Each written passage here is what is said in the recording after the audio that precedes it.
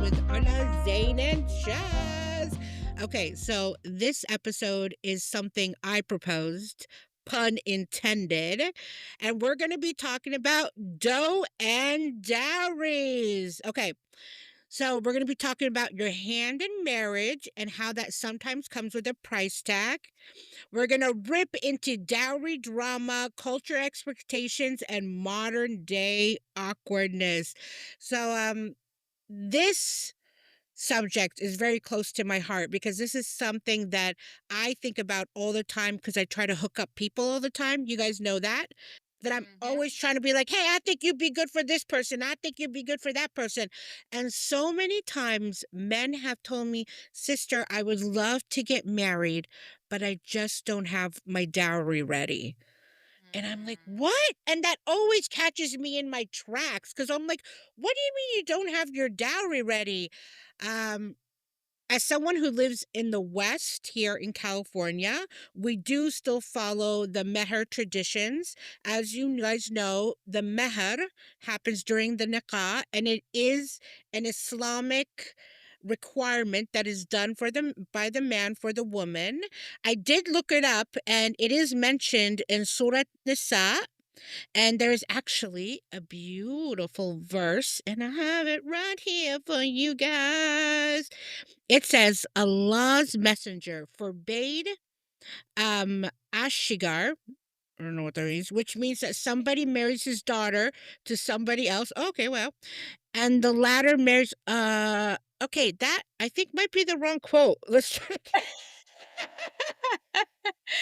Do you know what? She tried to come in all holy. It's not going to last that long, to be honest. So let's give her the Islamic root first. Go on then, Okay, Zayn. okay, okay, hold on. I feel Go like on, we have to have sister. this Islamic group.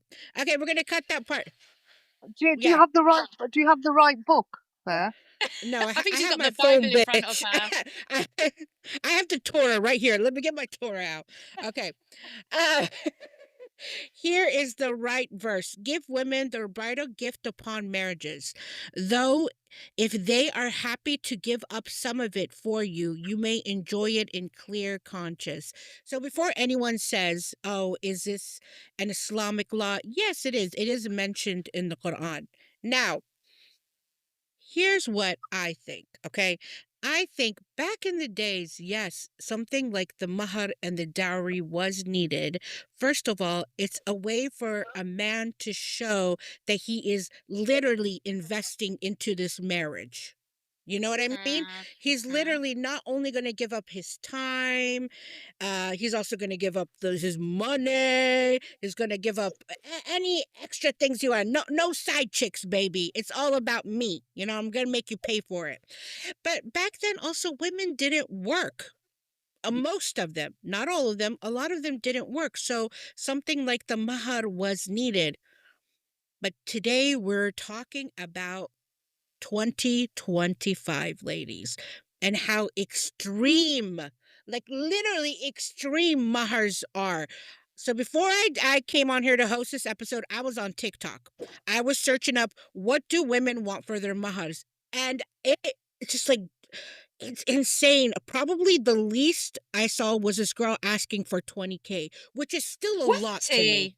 It is a lot. I think it's a lot. I think it's become like a competition now, especially like on socials. People compete. I did a gig actually, and I made a joke about mahar, and then it started like it was an East African event, predominantly Somali, some Sudanese, and they were like making jokes about mahar, like, oh, my husband wanted me to do this, but he didn't pay me enough mahar to do that. And I'm like, Right. oh, how long have you been married for? She was like 6 years. And I was like, you're still using his mahar against him. Like, I just find it so bizarre. So in Sudan, we have this thing called Sed el Mal, which means before the big wedding, what we do, we have a ceremony where all the women come and visit you, and you have all your mahar laid out for everybody to see. My mum was completely against this. I was completely against this because what it's done, it's caused a lot of envy, a lot of like evil eye, a lot of Mm, the poor men are who only have a certain amount they can give are put under yeah. pressure by their wives. So I don't want to mention any names, but there's someone who's within our family who he lives in Europe, but he's got like a normal job. Do you know what I mean? Nothing like fancy, just a normal person. And his wife started to demand lots of things just because her friend had just got married and got Wow. certain things. So she was like, I want at least this, I want at least this much gold, I want a month honeymoon, I want at least 2 weeks in the Maldives, 2 weeks in Sri Lanka. Yeah. Wow. And do you know what? Do you know some men would like literally sell their kidneys to get, do you know what he did? Called the wedding off. Good for him. Good He for called the him. wedding off. He was like, As "Listen, he should. do you know what the thing is? If this is how you start, imagine what you're going to be Yeah, like later. yeah, Imagine what you're going to be yeah. like later." Do you have like traditions like that as well? Do you talk? Do you tell people what your dowries are in your cultures and stuff? Shaw's, yeah. What about in the like Well, Asian culture, Pakistani?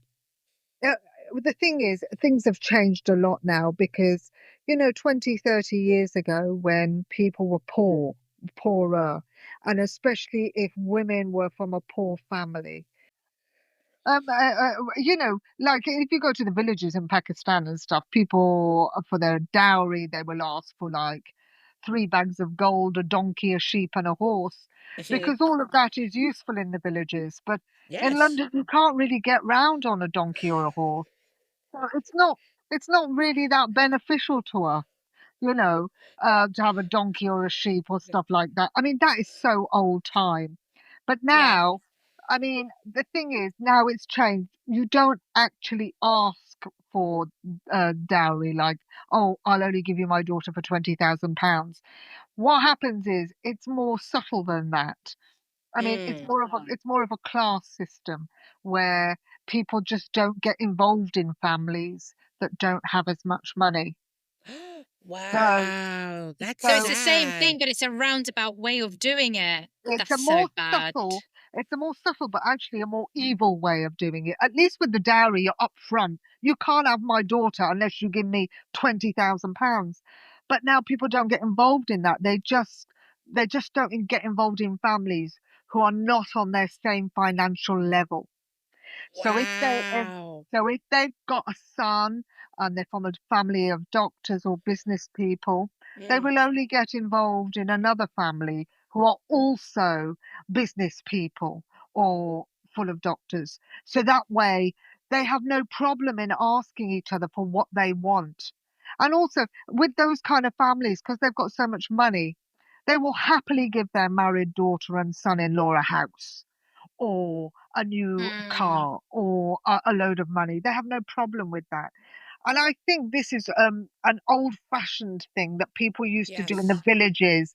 If you're a girl from a poor family, and you marry into a guy who's got a bit of wealth, I mean that's not just going to help the bride. That's going to help the entire family. Mhm. Mhm. yes. And so it was a more of a survival thing, and it's an old-fashioned thing.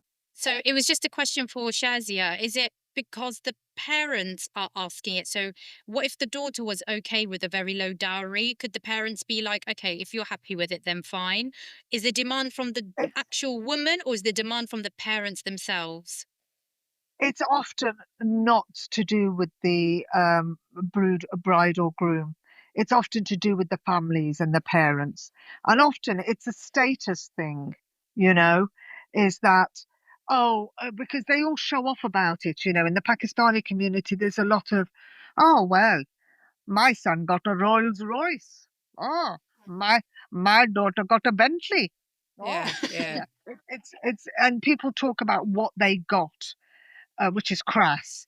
But people talk about that. And often, you know what, the young people, especially if they've got together because they've met each other at university or they're in love, they don't care about that kind of thing.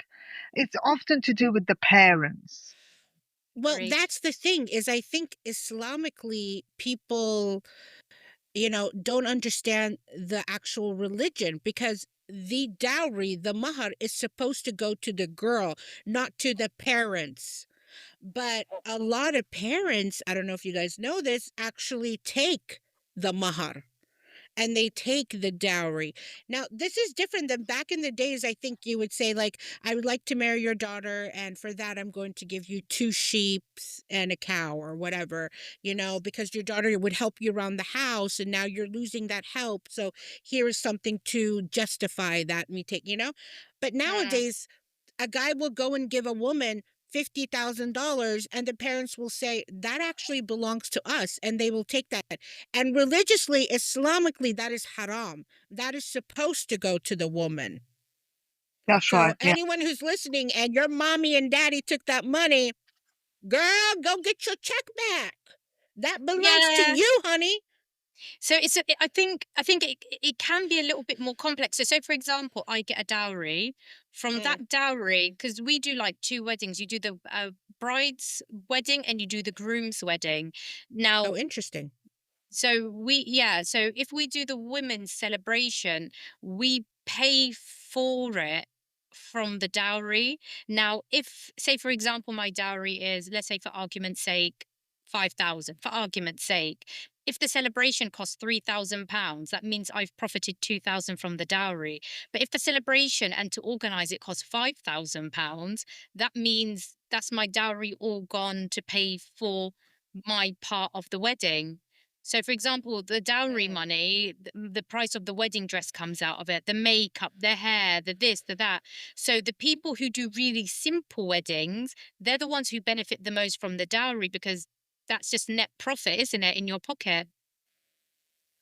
So Islamically, I don't even think you're. I think what they're confusing is cultural traditions with Islam, because I don't 100%. know that you can use the dowry for whatever you want, right? You want to use Yeah. it for the wedding, you can, but most people don't use the dowry for the wedding.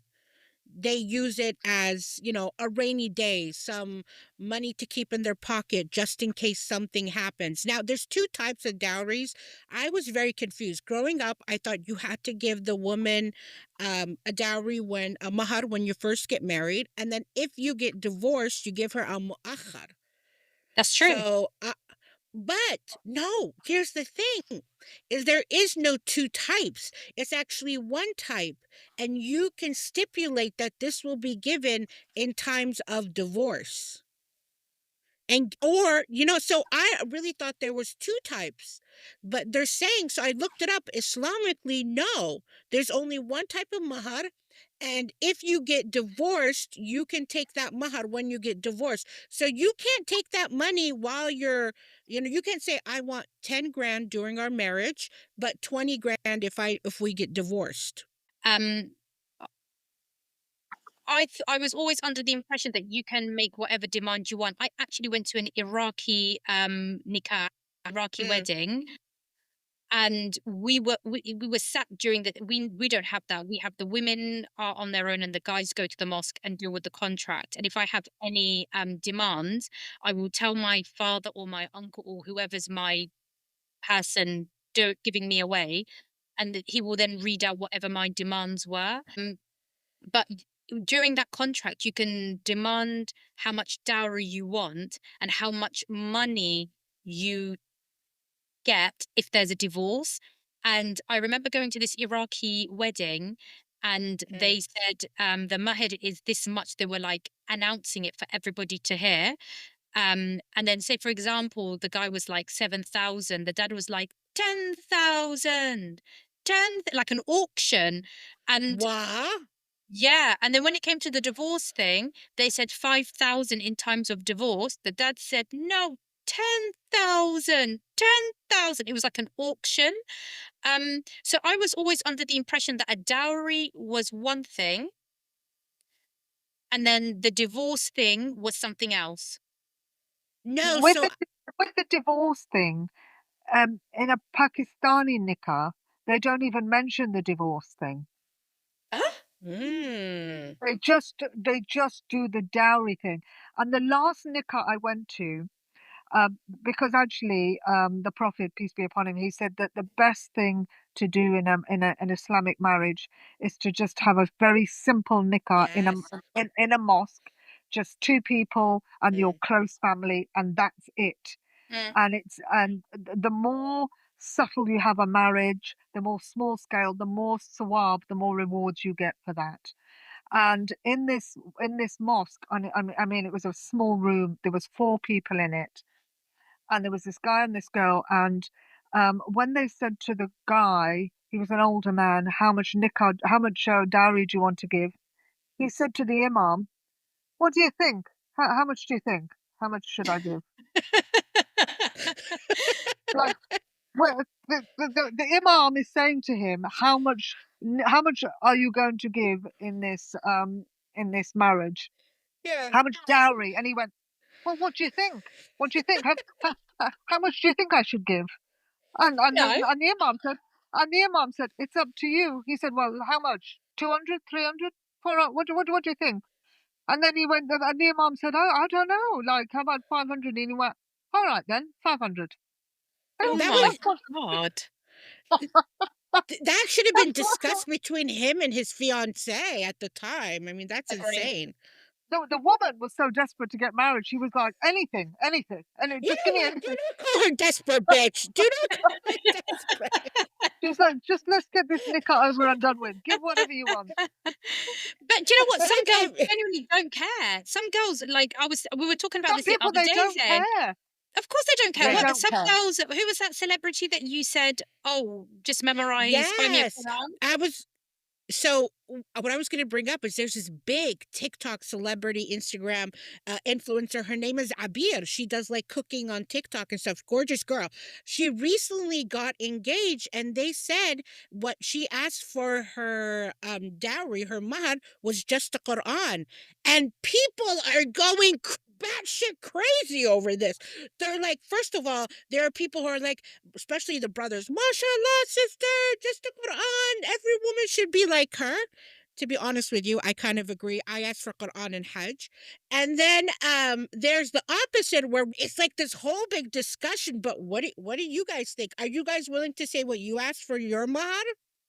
I didn't really ask for anything, to be honest. Like I I was didn't. like, I whatever you didn't ask want, for just give anything. it to me. Like I'm really not bothered. Mm, I think at that point, I was so like, I'm just ready to get this done. I just want to settle. Yeah. good for Same, you. same. I was so desperate. I was like, "Let me pay you. Let me pay you. How much? How As you much do you should. want? How As you much do should. you? How much do you want? I'll give you anything you want. Just put a ring on it." Do you know who I What? am? I'm Shazia Mirza.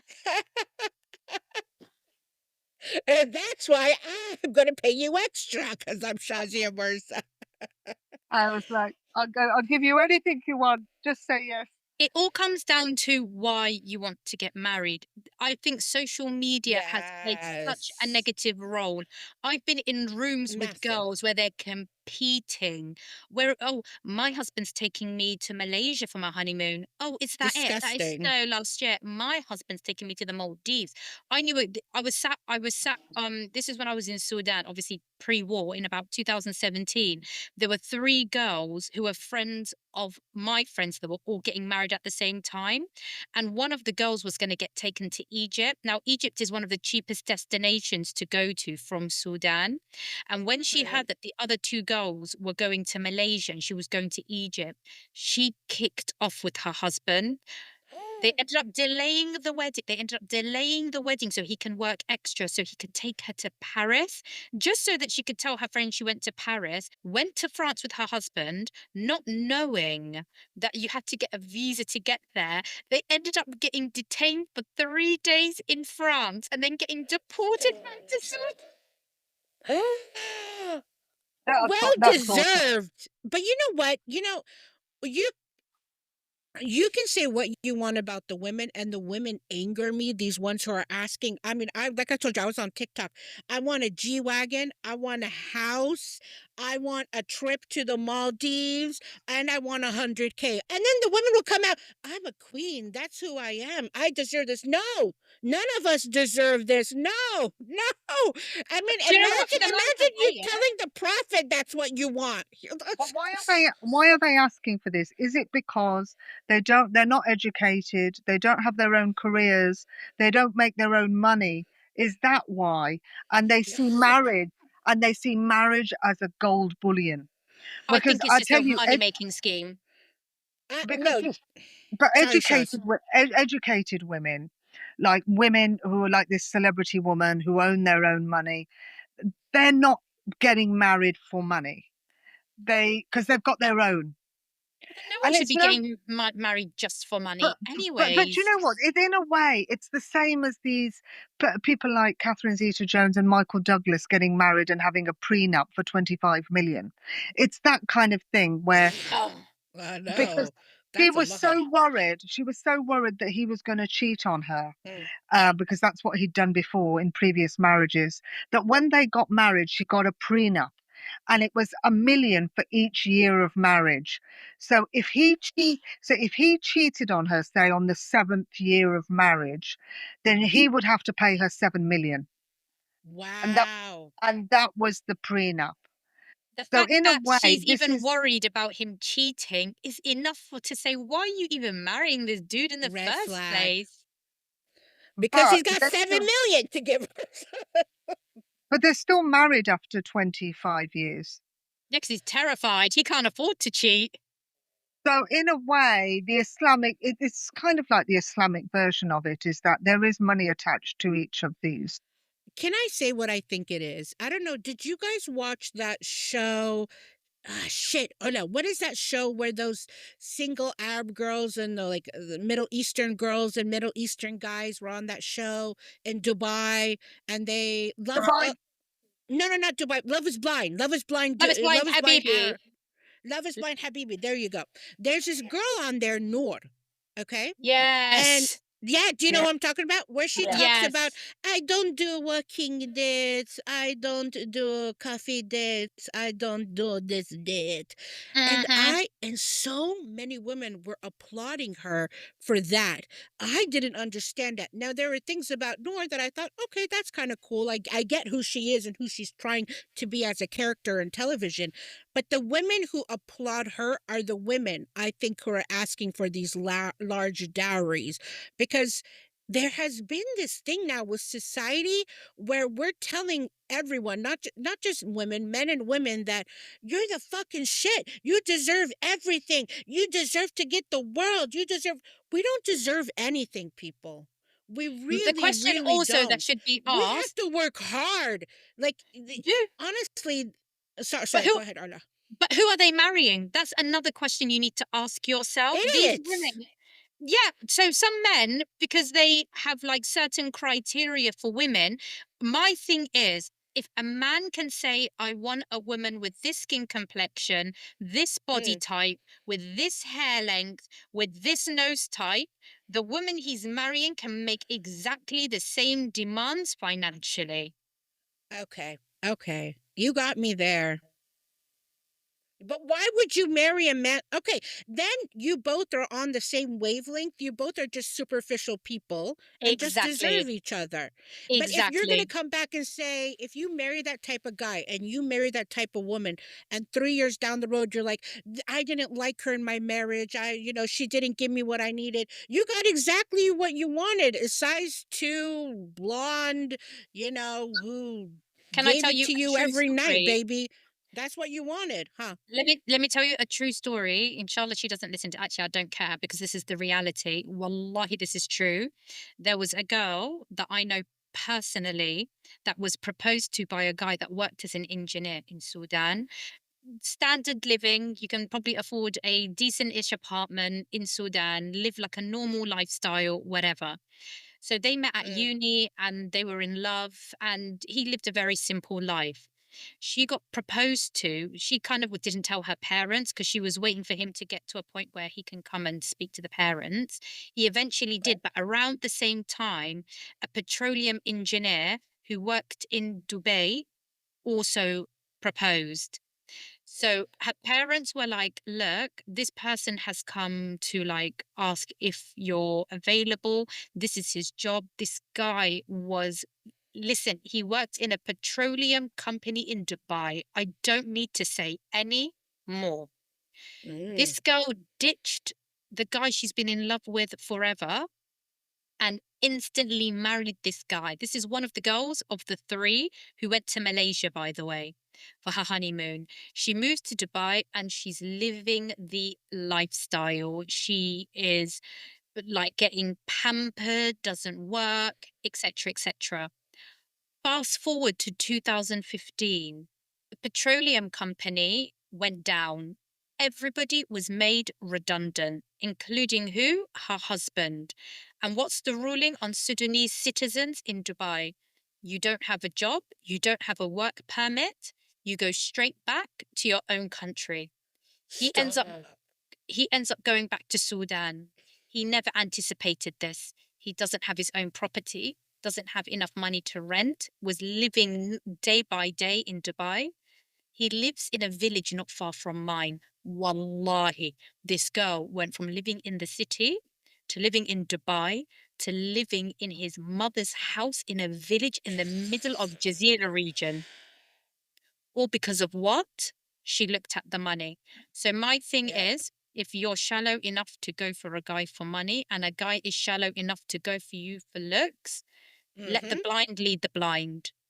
I don't care about dowries. I care that someone looks after me emotionally, looks after me the basics financially. But if you're going to be demanding dowries, 100,000 G wagons, you'll meet someone just as shallow as you. Yeah. Yeah. I agree. And the other thing is that I was thinking about this. I think that during Islamically and ethically, morally, the man who is working, especially if you're not working, pays for almost everything for your living, right? He pays Mm, the bills, he takes care of the kids, he pays for the, going out and all that stuff. And so you guys should have a joint account. If you already have a joint account and you already are using his credit card that he's putting money on, why are you asking for a dowry? Girl, you tell your husband, honey, I'm going to go buy myself. I feel like buying a new bag today. And your husband, if it's not like a fucking Birkin that's like $50,000, okay? Your husband should be like, honey, treat yourself. This is the kind of man that you should marry, okay? So when you're getting married, instead of saying, okay, let's write this down, I want 50K, you say, whatever you make and even whatever I make, let's put it together in an account and we both use it. And every now and then you can treat yourself, I can treat myself. That's the way a marriage should be. That's the way a modern day marriage should be nowadays. The problem is we live in a culture of celebrity. And, you know, even within Islam, people are influenced by celebrities. They see Gigi Hadid and all the Hadid family. They Yes. see the Kardashians, their family, and and you know what? They want that lifestyle. They're never going to get rich and famous by their own accord, and they Mm. see a marriage as a way into that celebrity lifestyle. Oh, that's You, so sad. you know, you go. That's why we have these shows like Dubai Bling and all these shows, Mm. because Dubai is a place of bling and they are Mm-hmm. Muslim. It is an Islamic country. And you know, we are influenced by celebrity. And these girls see that life and they think, you know what, if I just marry well, I can have all of that. I don't mm, need to work. I don't need a career. I don't need to do a reality TV show. All I can do is marry well, and I can have all of that in the drop of a hat. And I think for Muslim girls, they're seeing that as a way in to that lifestyle, and that's what's exactly. happening. I really hope that's not true. But if it is, then I go back to what Anna said.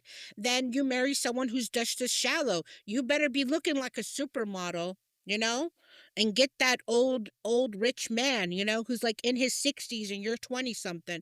If that's the kind of marriage you want, all right, more power to you. Do So does that, that mean but But white don't people then, expect do too that as much out of well? that marriage. Then but then a lot of Like these white girls, British and white they, Americans have that tradition? Do they give dowries?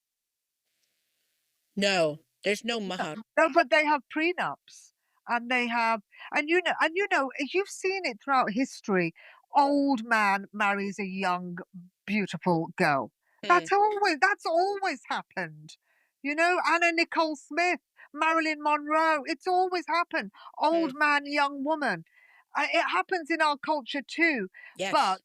in our culture, like in Pakistan, you get some really old men who are they're in their 60s, their 70s. I don't know why They've I'm got they've laughing. got they've got one kidney and a really big moustache. They're diabetic. They're on their last legs. We've That all met sounds them like all. me. Are you We, describing we, me right? you know what? We've all had those offers. And the thing is, what these girls, and then they meet a girl with a British passport, and that is all she's got, a British passport. Or you see a guy with a British passport, and one of these Mhm. girls from a very poor family in a village in Pakistan. Mm, mm, And mm. the deal is, they've got a British passport, I've got the money. Or I'm an old man, I'll look after the young girl. There's always some kind of deal going Oh, on that's going to help one or the other. But as long as you're both okay with that, I'm fine with that. But I if we're agree. talking about, yeah, if we're talking about the type of marriages where this woman is asking for 100K and the guy's like, I just work at Arby's. I just work at like a Taco Then Bell. Like, what the hell are you asking for? the man can Then say no. yeah, But the that thing guy's is, an idiot too to want someone like that. To be honest with you, but I mean, I think with the girls, initially, they may marry somebody with money. But then what they'll realize later, say at 20 or 19, they marry a man with money. They'll get the handbags, they'll get the plastic mm, surgery, they'll get mm, the Lamborghini, and all of that will be okay for a while until they realize they want to fall in love. They want to be in love. They yes, want that feeling of love. And they yes, realize they've missed out on that because yes. they traded that in for material things. And that's when people start having affairs. That's when Mm. people start cheating on each other. That's when people become unhappy and end up fat on antidepressants. It's because they traded in. I'm sorry, Zane. I'm sorry to bring you into this, but well, you are a great example of this. And the Good, thing is, good. Go ahead. and they realize they traded in the wrong thing, and Yeah. that's when it all starts going horribly wrong. Which is why when you watch these Yeah, reality TV shows of all these women, the Real Housewives of Beverly Hills and the Real Housewives of Miami and all this, they married for money, and then in their 40s they realize. I'm missing out on the thing that yeah, I really wanted, which yeah. was a loving husband who appreciates me. Actually, this goes into something I wanted to talk about. When I was younger, a friend of ours, a friend of my family, got married, and she stipulated in her marriage contract, part of her mahr. Actually, the mom was very adamant about this, Oh that no. they must have sex once a week. What? That was part of her mahr, and it was known to everybody because it was said. That No. is that is ridiculous. Why would you? Yeah, but Why how would can a you mother have that even say something stipulated? like that? Why does she even care? So her mother was a divorcee as well. So I don't know if that was something that happened in her, but her mother made that known that this is something that is in her marriage contract, and everybody knew about it. And when the girls that went to the engagement party came back and told me, I was like, "What the hell?" But Yeah, now how as did an they even adult, know? they said it. Or like the Really? bad news, that poor girl got divorced twice. So I don't know if she put it in the second one, but it Oh, it for did God's not sake. work. You Learn your guys, lesson this from was the first one. such I know. This was such a fun episode. For those of you listening, if you have any comments about it, let us know what you asked for your dowry. Or what do you want? Are you one of those girls that wants 100 grand? Let us know. Are you one of those guys who's like, I'm not going to get married to anyone who asks for over 1,000? So let us know, and I hope you guys enjoyed the episode.